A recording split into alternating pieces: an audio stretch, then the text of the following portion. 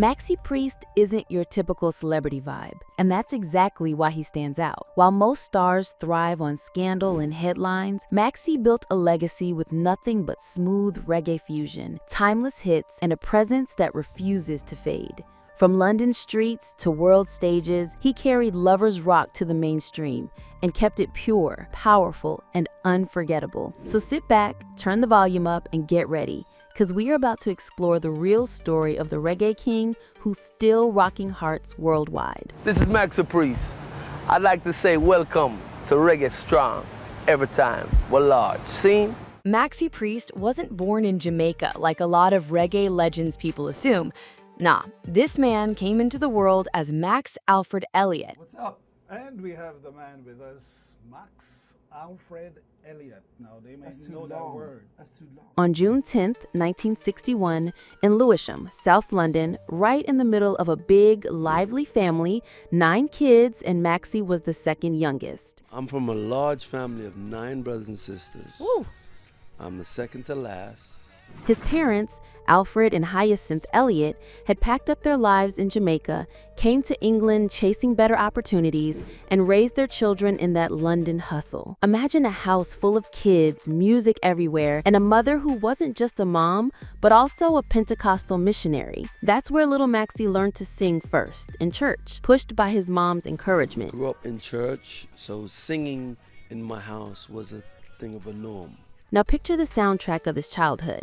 It wasn't just church hymns. Maxi was soaking up gospel, reggae, R&B, funk, soul, anything that had rhythm and emotion. He wasn't boxed into one lane. And the artists he was vibing with? A wild mix. From Jamaican greats like Dennis Brown, Burning Spear, John Holt, Ken Booth, Beres Hammond, Gregory Isaacs, names that carried weight in reggae culture, to global voices like Marvin Gaye, Al Green, Cat Stevens, Steve Winwood, the Beatles, Phil Collins, and even Frank Sinatra. My music foundation actually started in Pentecostal church. This man's ears were a jukebox, and all of that got poured into his style later on. By the time he was a teenager, Maxi was already caught up in that sound system life that defined London's Caribbean scene. And he wasn't on stage yet. He was the kid lifting speaker boxes, hustling for Josh Shaka and Negus Nagast sound systems. I used to build speaker boxes. Everybody used to come to me for speaker boxes. If you know that era, you know those sound systems were like boot camps for future stars. Maxi paid his dues, carrying those heavy boxes, watching, learning, breathing it all in, and soon enough, he wasn't just in the background anymore. Maxi went on to be a founding member of Saxon Studio International, one of those legendary sound systems that had the streets buzzing. With Saxon, he started stepping into the spotlight, performing at youth clubs, little house parties, anywhere the vibes needed lifting. That's where his voice first started to turn heads in those sweaty, crowded London basements where sound systems were king. People started noticing, yo, that boy Maxi can actually sing. Folks started to inquire about what we were doing. The cassette tapes would be playing in the cars, driving along the street. And let's be clear, Maxi's style wasn't the typical roots reggae copy. He had something different. He blended reggae with R&B smoothness, which gave his sound that crossover appeal. It wasn't rough, it was silky. That's why later on he'd blow up worldwide. But the roots of it, right there in London, fusing sounds together before fusion was even the buzzword. Life wasn't all good news though. Maxi went through real loss early. In 1980, he lost his cousin Jacob Miller in a tragic car crash. That your cousin is Jacob Miller? Yeah. I had no idea. 2 first cousins. Jacob wasn't just family, he was already a reggae star in his own right. The frontman for Inner Circle, the group behind hits like Bad Boys. Bad boys, what you gonna do? Jacob had even worked with icons like King Tubby and Augustus Pablo. So his death hit reggae hard, and it hit his family even harder. Growing up with reggae, Jacob Miller is like fine wine, you know? Imagine being a young man chasing music and losing a cousin who was already a legend. That pain and that influence never really left Maxi's journey. Maxi Priest really started making noise in South London when he was rolling with Saxon Studio International. A sound called Saxon International. Quite a few guys have been successful from that sound system. Smiley Culture, Tipper Irie, Paddle Banton. That sound system was like a breeding ground for talent. And Maxi was right in the mix. singing live and testing his voice in front of real crowds. It was raw, it was unpolished, but it was the kind of stage where you either sank or swam. Maxi swam. People started noticing he wasn't just another singer. He had that smoothness that set him apart from the rougher sound system style. I was signing autographs long before I'd actually put a song out or signed to a major deal. From there, Maxi started putting out his own records, and one that stood out early was his collaboration with Papa Levi. That track, Sensi, was different. It had this disco mix vocal and dub style, backed by the band Caution. We'd play the B-sides of the records, and we would just sing whatever came into our heads and create a vibe, you know? That one didn't just float around in the underground. It made both the hardcore dancehall fans and the conscious roots crowd sit up. On a normal day, those two sides didn't always vibe to the same artist, but Maxi pulled it off. Suddenly, he had a reputation that stretched across the spectrum. Those early singles gave him credibility. He wasn't just some pretty voice. He could carry the rough dancehall energy and still touch the roots heads who wanted lyrics with weight. That balance made him unique, and that's exactly what carried him into the studio for his first big project. I went strolling up. You know, them time there was like, shut up, fire. Rolling on with the sound system song. Yeah. By 1988, Maxi dropped his first major album. In the UK, they kept it simple, Maxi. But in the US and Canada, it went under Maxi Priest. And that record had the song that became one of his most famous moments, his cover of Cat Stevens' Wild World. Places to places, interview to interview. From Wild World. From Wild World.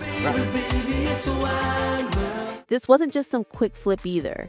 He recorded it with solid reggae royalty, Sly Dunbar, and Robbie Shakespeare backing him up. That combination gave it weight, and the track blew up. It was the perfect mix of smooth vocals and reggae roots, and it put Maxi firmly on the map as one of Britain's top reggae singers. These different styles of music has helped me to create the style of singing that I have. Then, the big milestone hit. In 1990, Maxi Priest became one of only 2 British reggae artists, alongside UB40, to land a #1 on the American Billboard chart. The song was Close to You, and it was everywhere. For me, it's a song that I have to play wherever I go. Think about that. A kid from Lewisham climbing to the very top of the US charts with a reggae love song. That was something nobody could ignore. But the wave didn't stop just with one track. The next year, 1991, Maxi was back again, this time teaming up with Roberta Flack. The duet, Set the Night to Music, slid straight into the American top 10. Roberta Flack already had her legend status, and Maxi held his own right alongside her, proving he could deliver on those big, soulful ballads just as much as reggae grooves. Fast forward a few years, and Maxi was still pushing out hits. In 1996, he linked up with Shaggy for That Girl. That track had the fun, cheeky vibe you'd expect with Shaggy in the mix, and it worked. I worked with Shaggy, a good friend of mine. For those who don't know, I was one of the first persons to actually bring him on the road. The single reached #20 in the US, keeping Maxi's name alive in the mid-1990s music scene. By the time Maxi Priest was deep into the later stretch of his career, he wasn't moving solo as much anymore. He was vibing with everybody. Big names, fresh faces, legends, newcomers, you name it, Maxi was sliding into collabs like it was second nature. Good vibe, Daddy Screw, Louis, He linked Sly and Dub because, of course, that's family by now. He rolled with Drummy Zeb from Aswad, traded hooks with Shaggy, and blended that smooth voice with Barris Hammond. Jazzy B from Soul to Soul got a turn. Apache Indian got a turn. Roberta Flack circled back. Sherwayne Winchester from Trinidad brought the soca flavor. Shabba Ranks dropped that rough dancehall energy. And even Robin Trower and jazz fusion guitarist Lee Ritenour showed up on the list. Maxi wasn't picky. If the vibe was right, he was down to sing with you. In a minute, you're going to see quite a few singles coming out from different genres. But see, Maxi wasn't just about music. In March 2003, he did something that had people doing double takes. He laced up his football boots and played for non-league side Southall. Yep, Southall, his son Marvin's team. The club had an injury crisis. Players were dropping left and right, and they literally needed bodies on the pitch to fulfill the fixture. So Maxi said, "Bet, I'll play." The reggae star out there in a jersey running around for 90 minutes, it was a sight. Southall still lost 3-0 to Feltham, but hey, they had Maxi Priest on the field. That's a story the club's never gonna forget. Now, 2007 and 2008 brought a little bit of drama. Whispers started swirling in the Birmingham press that Maxi Priest was about to become the new frontman of UB40. Imagine that, Maxi sliding in to replace Ollie Campbell, the voice people had known for years. The Birmingham Mail was running it heavy in March 2008, saying not only was Maxi stepping in, but he'd already recorded a cover of Bob Marley's I Shot the Sheriff with the band. The source? Some unnamed insider close to UB40. You know how those insider tips go, messy. And it wasn't just one paper running the story. Another local one, the Express and Star, jumped on it too, spinning the same headline that Maxi was about to lead UB40 into a whole new chapter.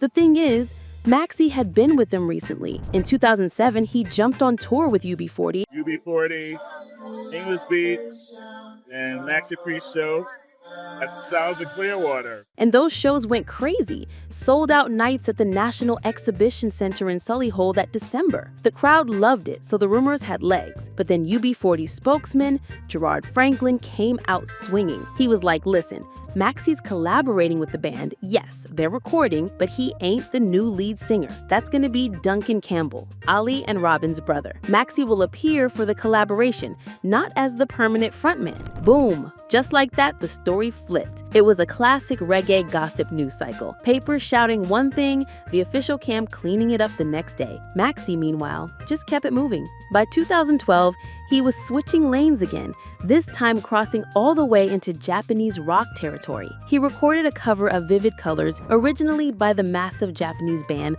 L'Arc-en-Ciel. It was for their English language tribute album, and it gave Maxi a whole new audience overseas. In vivid color. Who would have guessed the same man who gave us Close to You would be sliding vocals over a J-rock anthem? But that's Maxi. He doesn't stick to one box. And then in 2013, he dipped into Bollywood vibes. Arijit Singh had already melted hearts with the Hindi song Kabhi Jo Baato Barse, but Maxi put his twist on it. It wasn't just a straight cover. British Indian producer Rishi Rich remixed the track with Maxi's vocals, blending reggae smoothness with Bollywood soul. It was unexpected, but it worked. Maxi always had a way of making his voice fit whatever space he walked into. The very next year, 2014, he came right back to his reggae lane, reminding everyone why he was still the man after all these years. He dropped the album Easy to Love, and it didn't just sit quietly. It stormed its way onto the Billboard Top Reggae Albums chart and landed at #2. That's decades into his career, still pushing out music that charted high and got people talking. The title fit him perfectly. Easy to love and still easy to listen to. Of course, you've got an album out, Yeah. Easy to Love. Mm-hmm. We're not and gonna. that's who I am. Easy to love.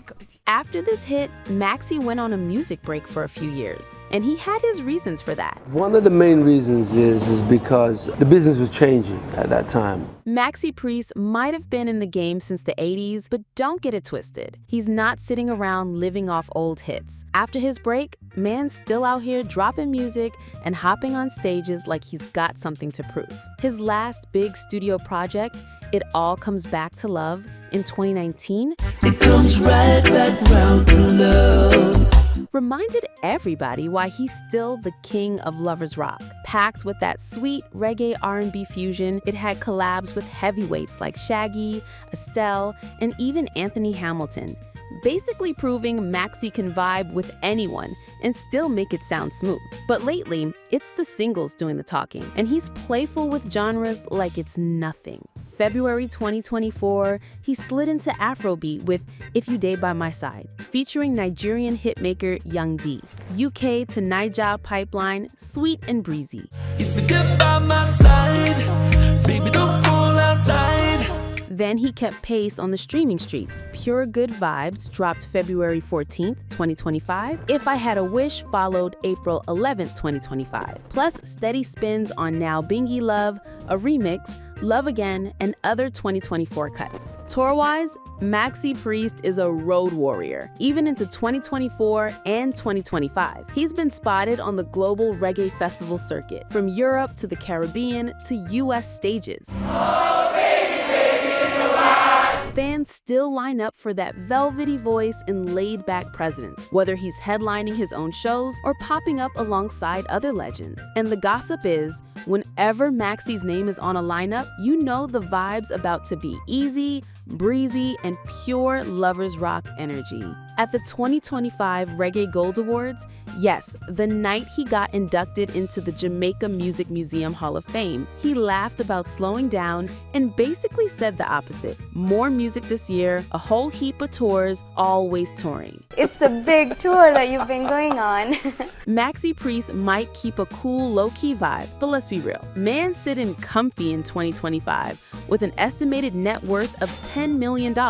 Not bad for a Lewisham-born kid who grew up in a house buzzing with 9 siblings and somehow went on to become the king of lovers rock reggae. Money aside, Maxi isn't out here trying to live the flashy life. He's more about balance, family, and music. On the personal side, he's super private. You won't catch him parading a wife or partner around social media.